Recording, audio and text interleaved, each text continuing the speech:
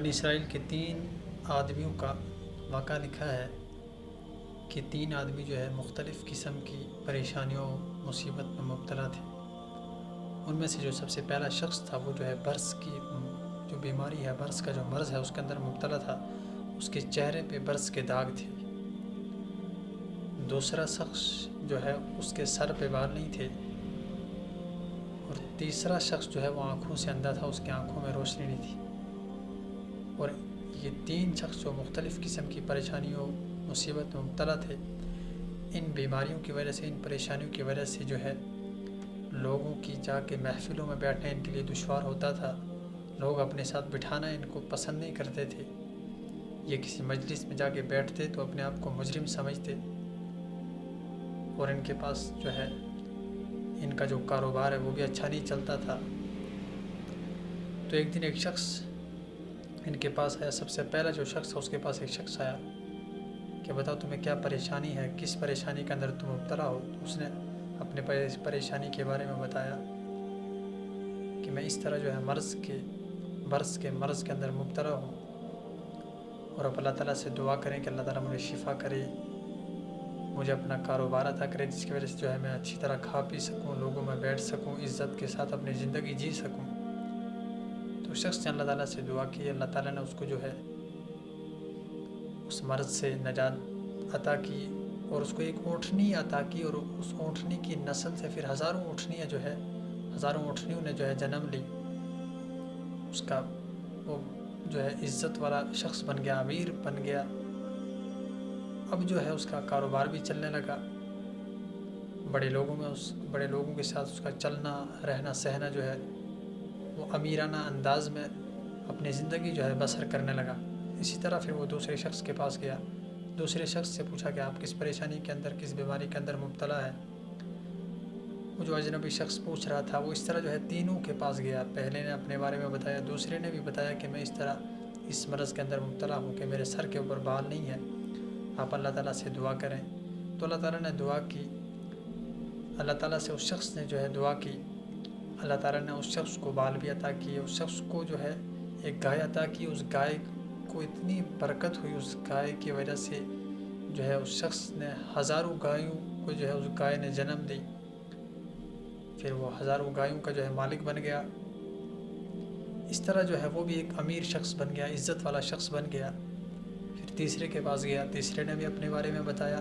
تو تیسرے کے بارے میں بھی اللہ تعالیٰ سے اس نے دعا کی، التجا کی، اللہ تعالیٰ نے اس کو بھی جو ہے آنکھوں کی بینائی عطا کی۔ اور تیسرے کو ایک بکری عطا کی، اس بکری کی وہ اتنی برکت ہوئی کہ اس کا ایک ریوڑ بنا، وہ بھی ایک امیر شخص بن گیا، عزت والا شخص بن گیا۔ اب کئی سال گزر گئے، کئی مدت گزر گئے، یہ تینوں شخص جو ہے اللہ تعالیٰ کی نعمتوں سے لذت اٹھا رہے ہیں، فائدہ اٹھا رہے ہیں اور اپنی زندگی جی رہے ہیں، لیکن آہستہ آہستہ یہ غفلت کے شکار ہو گئے، غافل ہو گئے۔ اللہ تعالیٰ کی نعمتوں کا جو ہے ان نعمتوں سے فائدہ اٹھا رہے تھے، لیکن اللہ تعالیٰ کو بھول چکے تھے۔ اب یہی شخص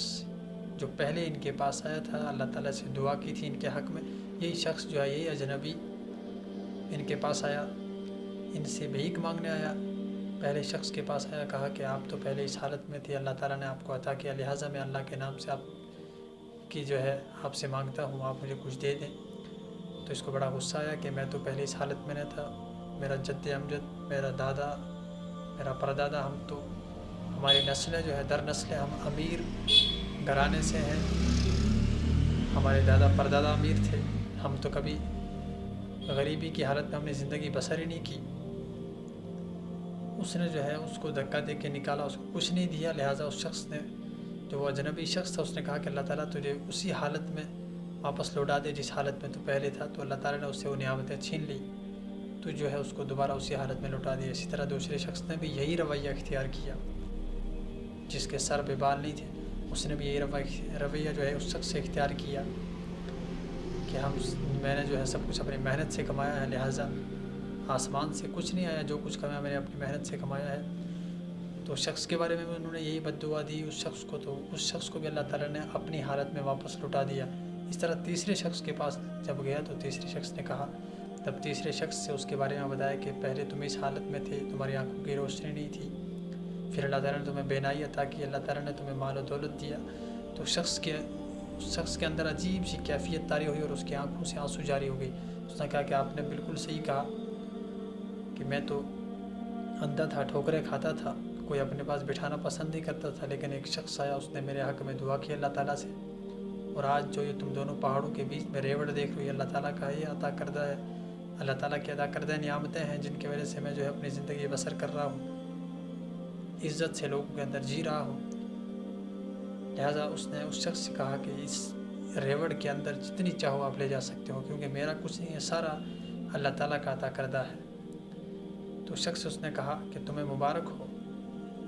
میں تو اللہ تعالیٰ کی طرف سے بھیجا ہوا ایک فرشتہ ہوں جو ان 3 شخصوں کا جو ہے 3 آدمیوں کا امتحان کرنے اللہ تعالیٰ نے مجھے بھیجا تھا. لہٰذا ان دونوں نے جو ہے مجھے دھتکار دیا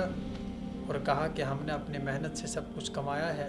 لہٰذا اللہ تعالیٰ نے ان کو دوبارہ اپنی حالت میں لوٹا دیا، اور آپ نے جو ہے اللہ تعالیٰ کی نعمتوں کا فائدہ بھی اٹھایا اور شکر ادا بھی کیا، اور آپ اس امتحان میں کامیاب ہو گئے. لہٰذا جو ہے اللہ تعالیٰ کی نعمتوں کا ہر وقت شکر ادا کرنا چاہیے، اور اپنی اوقات کو بندہ نہ بھولے کہ میری اوقات کیا تھی، کہ ہم تو دنیا میں آئے، ہمارے بدن پہ لباس تک نہیں تھا، سب کچھ اللہ تعالیٰ کا عطا کردہ ہے. لہٰذا اگر سب کچھ ہمیں اللہ تعالیٰ کا عطا کردہ ہے تو پھر تکبر و گھمنڈ نہیں ہونا چاہیے. ہر وقت، ہر حال میں، ہر لمحے جو ہے اللہ تعالیٰ کی نعمتوں کا شکر ادا کرنا چاہیے.